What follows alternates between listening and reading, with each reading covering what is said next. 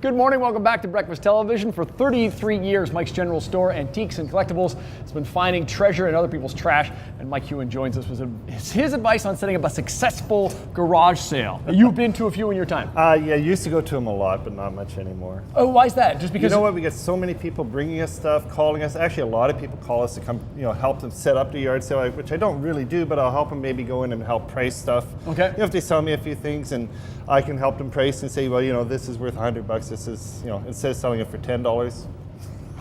it works out. You're a guy who could help me make a little money or keep me from losing money when it comes down to it. All right, let's talk about your tips. What should I be keeping first in mind when it comes to setting up a garage sale? Well, when you're setting up a yard sale, there's so many things you should do. Make sure everything's priced. Have friends come in to help you. Because, in the morning of the yard sale, it gets crazy, right? It does. I loved your little story about early birds can pay $20. Charge for admission. I went to a yard sale once and it said early birds pay double. So we went. And the guy says, well, there's no early birds. They said, no, you said we could pay double. So we went in there, found a record for $1 and paid $2 and left. But how much was that record worth? Probably like about $40. So, it was worth it to go in there.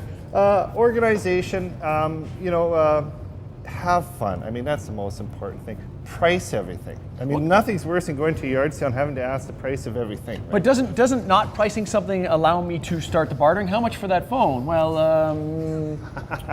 $27.50. Well, but what's the point? I mean, all you're going to do is going to be taking up so much of your time. Okay. Every time somebody says, how much is this phone? And you say, well, I want $50 for it. Well, what's the point? Why not just put the $50 price tag on it? Meanwhile, there's somebody over there waiting to talk to you, and they wanted to buy the sofa that you've been dying to get rid of, and they just left because you've been, nickel diming over a phone that you just didn't price. Okay, well, let's talk about nickel and diming. Let's talk about haggling. Well, there's two rules. My rule to dickering is, if I walk into a yard sale and I saw an oil bottle like this and it was marked $100, it was the old oil bottles. You put the oil in.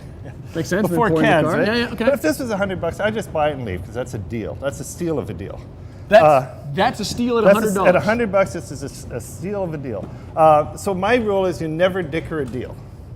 Right. All right. So if this was only worth $20 and it was marked $20, then it's fair to haggle.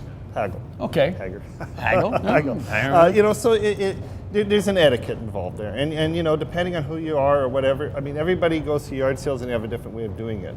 My rule is if it's a deal, buy it, leave, and be happy that you got a good deal. If it's not, make sure you get yourself a good deal. Let's talk about attitude. We were talking about earlier. We were talking about the purpose of a garage sale. You want to get rid of the stuff.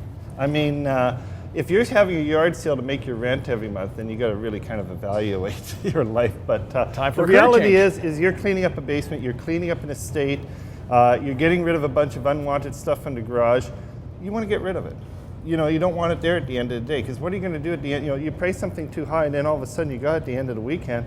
Now what are you going to do with it? Now you got to keep it again for another year or whatever, or donate it away. Or at the end of the garage sale, how much am I willing to spend to carry that back into the house? Well, or you know what? Donate it to a nice charity or a good, something that you feel strong about, and let somebody else make a few bucks off of it. What's the one thing I should keep in my mind if I'm looking to find something? What's that one gem, that one treasure that you're always searching for when you're out and about?